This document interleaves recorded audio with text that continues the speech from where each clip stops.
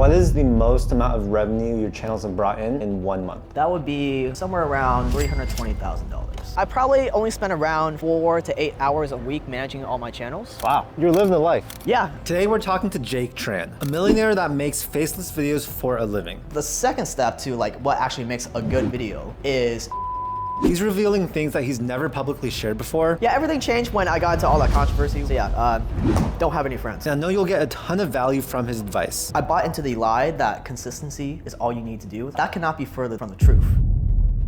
My name is Jake Tran, I'm 26, and I run a few different Faceless YouTube channels. How did you get into that? I always wanted to do YouTube, but I started out like everyone else where I was just making videos with me on the camera. But back then I was like 21 or 20 or something like that. And I quickly realized that I didn't have any life experience to talk about on camera. So that's when I discovered that you can do videos where instead of basing it off of your personal experience and your life experience, you can base it off of just stuff you've researched, and you can make a really cool faceless video where you just put B-roll on top of your voiceover. That way you don't have to be on camera. And the videos I put out, they're not limited by my life experience. It's only limited by how much I research. So I can research like a really cool topic like war profiteering and make a video on it versus me talking about my experience with my career or something like that. What channels do you run right now? So I have my main channel, Jake Tran, that's at 1.8 million subscribers. My other channel is called Evil Food Supply. That's at 275,000 subscribers after just a little over a year. So super fast growth, definitely the fastest growing channel in that niche. And then our third channel is called How to Get Away With It. It's a true crime channel that focuses more on like legal side of stuff. How did you know that you wanted to start doing YouTube? It was always my dream growing up in high school because it was my main form of entertainment. And I thought it was just so cool that you could, make a career doing stuff from home, just with a camera, or in my case, even without a camera, just a microphone. It was like very romanticized in my mind. And it turns out to live up to the expectations. Okay, so let's talk about your childhood. What were you like as a kid? I was always super quiet. Like that's just always how it's been. I've never been a big talker. I usually just listen. In school, I absolutely despise K through 12 because I just never had any friends. I was always a loner, and I just never fit into any clique. Like I didn't fit in with nerds. I didn't fit in with like the anime kids. So I was just always alone. How did that affect who you are today? I think it was like the greatest thing that could have ever happened to me, because when you don't have friends, there's naturally less social pressure on you to follow the norm. So that's why you see a lot of successful people. A lot of them were usually loners growing up. Just because when you have a bunch of friends, now you care about what they think. Now if I do something weird or try to start a business, they're gonna judge me. But I didn't have any of that judgment around me just because I didn't have any friends. So I think it was the greatest thing that could have happened. So if you could teleport back to when you were 10 years old and tell yourself any piece of advice, what would you tell yourself? I would just tell the kid to just keep going because everything happened to work out. If I went back and now I have friends or whatever, maybe life would have ended up differently. So yeah, don't have any friends. That's my advice.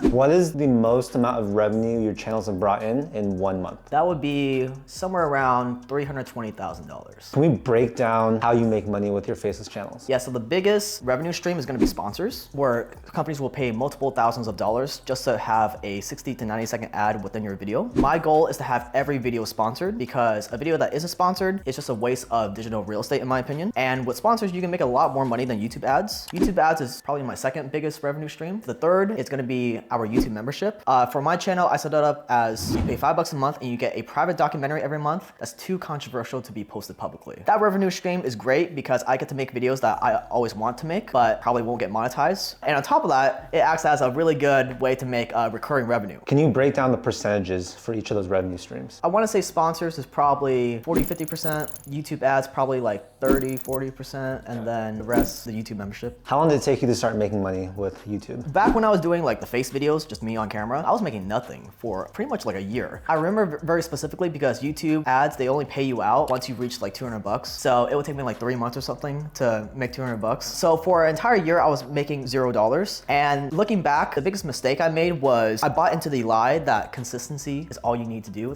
If you just be consistent, eventually you'll just magically blow up. That cannot be further from the truth. I believe consistency is the baseline thing everyone needs to do. You have to be consistent. But if you just be consistent, consistent. It doesn't matter if you post the same video a million times. If it's a bad video, it's still gonna be a bad video that gets no views. I just went for like a year straight without really improving my videos, just posting the same thing. I was being consistent, posting every week or whatever, just hoping that I would magically blow up. And it wasn't until I got a lot more strategic and systematic about like, hey, this is what I'm gonna do differently for this next upload, that I started seeing a lot more results. So once you started making Faceless videos, how long before you started making like actual money? Once I decided that I wanted to make these Faceless videos and I found a really good channel idea that was different from everyone else's that hasn't really been done yet, I started making those videos and I had my first viral video after the third or the fourth upload. And that just shows the power of finding a really solid channel idea, because most people when they start, you naturally want to copy the other channels you look up to. Let's say I copy one of your videos, but I do my research a little bit better than you and I output a video that is like 10% better than yours. You would think that I should get like 10% more views than you, but people are already bought into your channel. They already know your face. They already know your thumbnails. So if my video gets shown on the YouTube homepage next to yours, even if I make the exact same title thumbnail, even a little better, your video is gonna win every single time. People are always gonna click on yours because you have the name that people already recognize. You have the little verified badge. You have like 50, 100K views on your video already, even if my video may objectively be 10% better. That would be one of my biggest tips for everyone. You have to really find a good channel idea where you're not really competing against others. You kind of carve out your own little blue ocean. Can you take us through like the first few years, like when you hit your first 10K month, 50K, 100K? It went really fast. So once I had that first viral video, I started making a few thousand a month right away. And then maybe like 6 months in, probably like 10K a month. And then I specifically remember getting up to like 20, 30K a month a few months after that. Because, you know, Asian parents, their dream is for you to be like an engineer or something, or a doctor. The max you can make is like 2, 3, maybe 500K a year. So I was like hitting that right away and my parents were just blown away. And from there, I believe I plateaued a little bit at 30K. That was when I met my business mentor, Arvid Ali. And that's when he taught me how to outsource everything and scale up my content so I make more videos. And that's when my income really exploded. I spent the next year of my channel just outsourcing everything, writing all the SOPs, growing the team. And from there, my income went from like 20, 30K a month to 100, 150K a month, 200K a month. It was pretty crazy. What does it feel like to go from not making that much to all of a sudden this much? Well, when I was making like 20, 30K, I thought I was like the man. I thought I was winning. Life was amazing. But I was doing everything myself. I was working like 10, 12 hours a day to make these videos. I was definitely gonna burn out eventually if I didn't find a way to create a system that pumps out videos for me. But at the time, I had pretty much every limiting belief you could have as an artist. But he really didn't take my excuses. So I started slowly outsourcing each individual part of the business, starting with like getting an audio editor. That was the first hire? I probably got a VA before that. Then I got an audio editor that takes that raw file and chops it up into the final voiceover file. Once I saw that he was able to do it on his own just as good, if not better as me, that gave me a lot more confidence to outsource the next thing. So the next thing I tackled was video editing. That definitely takes up the most time. Again, my videos are like, you know, pretty substantial. So I was really hesitant on if this was even possible. So instead of trying to just outsource the entire video at once, I specifically gave the video editor I hired the task to just edit the last 30 to 60 seconds of the video. Once he was able to edit the last part of the video really well, I slowly scaled him to like the next 60 seconds. And then eventually I hired a second video editor to help him out. I kind of just kept repeating that process until the entire video production process was outsourced. What does your team look like today? Like how many people do you guys have? We have well over 30. It's pretty much everyone you can think of in the video production process. Researchers and writers, thumbnail designers, lots of video editors, audio editors. I have like some managerial people, like someone who helps me with sponsors. Are most people in the US or are they overseas? Almost all of them are international. Okay. Has that worked well for you? It's worked incredibly well for me. I think they work way harder than Americans. You know, Americans, you hire them and most of the time their goal is to, you know, work there a couple years and move on to the next thing. Whereas if you hire overseas, like this is their dream. They're super loyal. Talking to Jake, I like how delegating was the main thing that basically took him from 30K a month to 100, 200, 300K a month, particularly hiring overseas. Personally, I believe in overseas hiring so much that I started my own overseas staffing company, which is called Paired. If you have a small to medium-sized business and want to save 80 to 90% on payroll costs while finding superior talent, I'll leave a link down below to my free salary guide. It goes over typical salaries and the most commonly outsourced positions, and hopefully you guys will find that helpful. Anyways, back to the video. What makes a good video? Why are your videos performing so well? At the core of it is again the channel idea. I like to think of the channel idea as like the foundation of a house. If you start on a rocky foundation, it's never gonna work. So the first step is finding a channel idea that has a new angle to it that no one's done yet. And that sounds hard, but it's actually pretty simple. One super simple method is just looking at the niche you're going into. Let's say I'm interested in going to the alternative health niche. I wanna look at all the big channels, all the big players in that niche, and I wanna write down, like literally write down on a piece of paper, what do I like about these channels? What do I don't like about these channels? And what do I wanna change? What can I bring in from other niches on YouTube that other channels are doing to create my own unique channel idea? The second step to like what actually makes a good video is emotion. So why do you take out your phone and pull up Instagram or YouTube? It's usually when you're bored. That's the psychological trigger people have to open up social media, and it's the same with YouTube. So what you notice is that every single viral video, the one commonality they all have in common is that they elicit emotion out of the viewer. They take the viewer as far away from boredom as possible. Even if you look at your channel, like the videos that go viral are the ones where you ask strangers questions, because that like elicits a response out of viewers and it makes you like really engaged. What is your formula for storytelling? I kind of think of it like a movie where I start with a super strong hook, and then and only then I set the foundation of like all the boring background information that we have to mention, and then like rise to the climax. There's usually a climax, and then we have like a resolution at the end where we kind of like summarize everything. So let's talk tools that you use in your business, because I'm sure you use a bunch of software and platforms. What do you use to run your huge team and create all this content? So there's really only two apps we use to manage everything. It's gonna be Slack and Notion. I've tried pretty much all the other major task management apps like ClickUp or Monday.com. I found Notion to be the most powerful and the most flexible. Like I can just customize everything. We organize all our videos and all our sponsor spots and everything in Notion. And then we just use Slack to communicate. For storage, we use Google Drive. What? No Frame or anything? Oh yeah, we use Frame. We use Frame.io to review edits. For our people who are paid hourly, we use Hubstaff to track hours. What do your editors use to edit the videos? Premiere Pro. Premiere Pro, solely? Yes, for animations, we use After Effects, also by Adobe. Okay, so it is a pretty lean business in terms of software. Yes, because I quickly realized that software can get really expensive really fast if you just have a bunch of apps. Well, there have been some key things you installed or implemented into your business that made a huge change. I would say one of the biggest game changers was partnering with my now business partner, Rob Oliver. So we just launched this. It's called Evil Goods, and it's an all-natural moisturizer made of beef tallow and a few other natural ingredients like manuka honey, olive oil, and a extract from the pot marigold flower. So all-natural moisturizer that's whipped up into consistency that is as satisfying to use as like toxic mainstream skincare products. So as you can see, it's branded underneath like the Evil Food Supply channel. To make this, I started making it on my own, but I decided to partner with one of my really good friends, Rob Oliver, who's a really big expert in building brands, especially on Amazon. And that has been a super big game changer, partnering with him. Although I was able to create like a really good product on my own, we're able to use his expertise and his operations team to run the actual business. So we have a CEO in place now, so I don't really do much, and they're doing a way better job than I could have ever done if I were to try to do this on my own.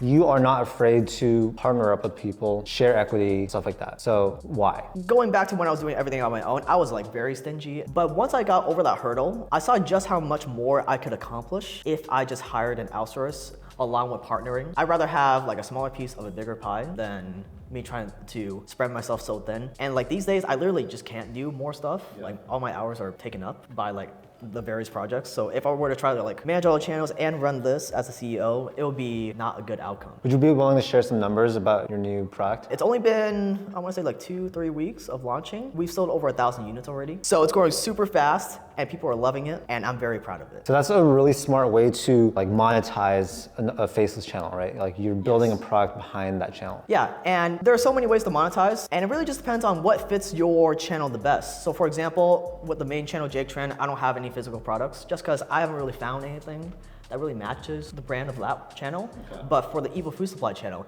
I thought this was so perfect. The benefit of this is it's already running on its own, even without the YouTube channel. So that's really powerful. Yeah, so what are your intentions in like the next 5-10 years with your businesses? For this, we want to just have a whole suite of non-toxic alternatives to like everyday products. For the YouTube channels, probably launch like a few more and just keep scaling up the team and pumping out more content. So what does a typical day look like for Jake Tran? So once I started making money, I looked back on my life and I thought about what really fulfills me. And I realized that my favorite thing in life is just learning. That's part of the reason why I love my channels, because I just learn a bunch of new stuff. But I love learning new skills. So I kind of orient my daily routine around that, just learning new stuff. I take lessons for all sorts of different stuff. Every day I do Muay Thai kickboxing. I was doing boxing, but I took a break from that. And almost every day I do weightlifting. I got a personal trainer. In that mix, I probably only spend around 4 to 8 hours a week managing all my channels. Wow, you're living the life. Yeah, I'm happy to say that I get to kind of just do whatever I want every day. I still like having a routine,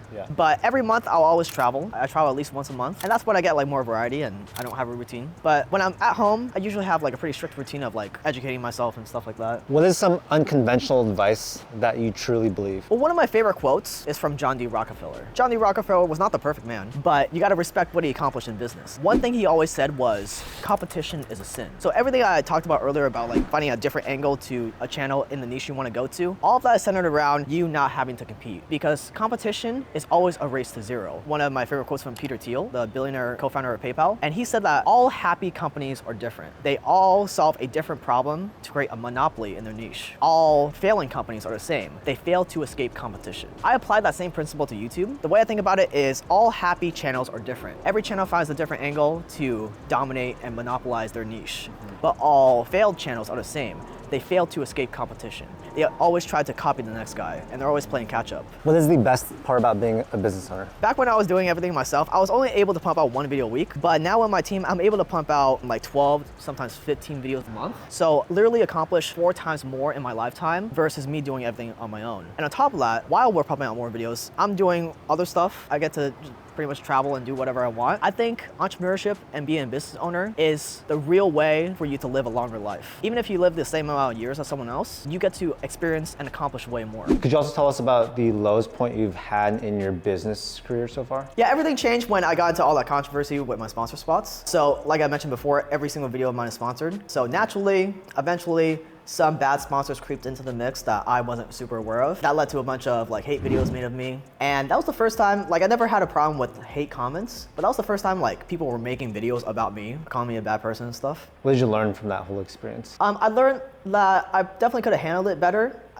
My response could have been better. I made like a smart ass community post about it, and I think that just made it worse. What I really learned was the truth doesn't really matter. It's all about optics. It's all about the public perception. Because even though I didn't do any like intentional harm, I didn't like intentionally choose these bad sponsors, people were able to spin the narrative that I was like this terrible person. I could have framed that better. Do you realistically think that anyone can build sort of what you've built? Absolutely, because now is actually one of the greatest times in the history of YouTube to start. Traditionally, YouTube would only ever recommend really established channels, really established videos on the homepage, because that's like their prime piece of real estate. So you guys show like the best videos. Yeah. But a few months back, I started noticing that YouTube was recommending me a ton of videos from brand new channels with only like a few hundred views each. So I think that's a super big shift in the YouTube algorithm where they're pumping new channels more than ever before. So if there's ever been a time to start, it's literally right now. What would you do to start? Well, first I would find the right channel idea, like what I mentioned before, because that's the foundation of everything. Figuring out how I'm gonna be different from the competition so I don't have to compete. The next step would be like finding the right video idea, planning out the title thumbnail first before you start working on the video, because the title thumbnail is so important. Obviously making the video and then publishing. So not only have I applied this method of like finding channel ideas to the 2 other channels I've launched just to prove that it really works, but now I have a coaching program where I've taught over 1,000+ students already,